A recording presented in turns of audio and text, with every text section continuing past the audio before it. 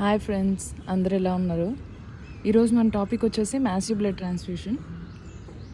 జనరల్గా బ్లడ్ ట్రాన్స్ఫ్యూషన్లో మనం blood store చేసేది 35 డేస్ కానీ 42 డేస్ కానీ స్టోర్ చేయొచ్చు. అది దేని మీద డిపెండ్ అయి ఉంటుంది అంటే బ్లడ్ ప్రోడక్ట్లో ఏది యాడ్ చేశారో దాన్ని బట్టి.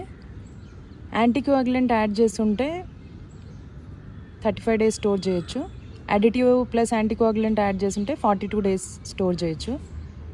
యాంటీకోయాగులెంట్ ఏది యాడ్ చేస్తారు అంటే సిపిడిఏ యాడ్ చేస్తారు, calcium phosphate dextrose adenine 1.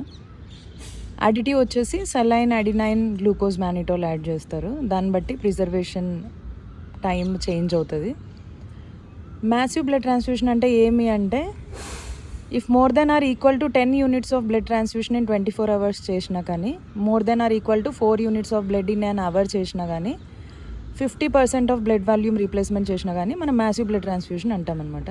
Criteria ఎవరికి చేస్తారు అంటే దీనికోసం ఏబీసీ స్కోర్ యూస్ చేస్తాము. ఏబీసీ అంటే assessment of blood consumption score.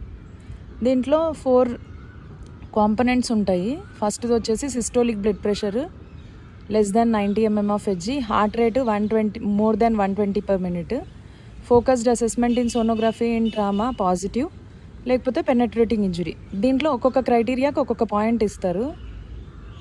ఒక స్కోర్ ఒకవేళ more than or equal to 2 అయితే అప్పుడు మనము పేషెంట్ని మ్యాసివ్ బ్లడ్ ట్రాన్స్ఫ్యూషన్కి ఇండికేట్ చేయొచ్చు. దీనికి ప్రోటోకాల్స్ ఉంటాయి అన్నమాట. ప్రోటోకాల్స్లో డిఫరెంట్ రిసస్టేషన్ కాక్టైల్స్ ఉంటాయి. 3 డిఫరెంట్ కాక్టైల్స్ ఉన్నాయి మన దగ్గర. ఫస్ట్ యూజ్ చేసేది balanced ratio cocktail maximum use చేస్తారు. దాంట్లో 1:1:1 రేషియోలో ప్రిఫర్ చేస్తారు పేషెంట్స్కి ట్రాన్స్ఫ్యూజ్ చేయడానికి. 1:1:1 రేషియో ఏమంటే ఒక ఎఫ్ఎఫ్పి ఇస్తే దానికి ఒక ప్లేట్లెట్ తర్వాత ఒక ఆర్బీసీ ఇస్తారు. ఆల్టర్నేట్ కాంపనెంట్స్ కాక్టైల్లో 1:1:2 ఇస్తారు. అంటే ఒక ఎఫ్ఎఫ్పి, ఒక ప్లేట్లెట్, 2 ఆర్బీసీస్. ఇది కాకుండా ఇంకొక అనదర్ ఆప్షన్, థర్డ్ ఆప్షన్ ఏమంటే హోల్ బ్లడ్. ఓ నెగిటివ్ వాళ్ళది హోల్ బ్లడ్ ఉంటుంది కదా, అది ఓన్లీ అదే. అంటే ఇంకా ఏం ఎఫ్ఎఫ్పి ప్లేట్లెట్ ఏమి ఇవ్వరు, ఓ నెగిటివ్ హోల్ బ్లడ్ కూడా ఇవ్వచ్చు. ఇచ్చింది మొత్తం అంతా.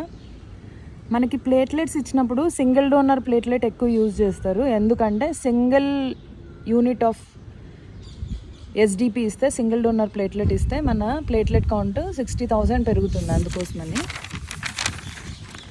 తర్వాత వచ్చేసి మనకి కొన్ని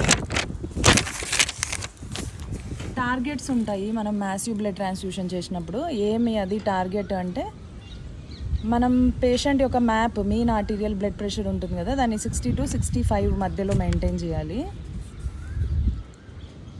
ప్లేట్లెట్ కౌంట్ పేషెంట్ది more than 50,000 per microliter maintain చేయాలి.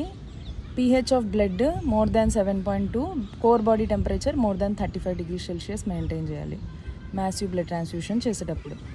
మన నర్సెస్ రెస్పాన్సిబిలిటీస్ ఏమి దీంట్లో అంటే patent large bore IV cannula పెట్టాలి. మినిమమ్ ఆఫ్ 18 gauge, లేకపోతే 16 gauge కూడా యూస్ చేసుకోవచ్చు.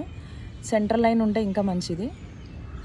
మనము ఫ్లష్ చేయాలి, లైన్ని పేటెంట్గా పెట్టాలంటే ఓన్లీ 0.9% నార్మల్ సెలైన్ మాత్రమే యూజ్ చేయాలి.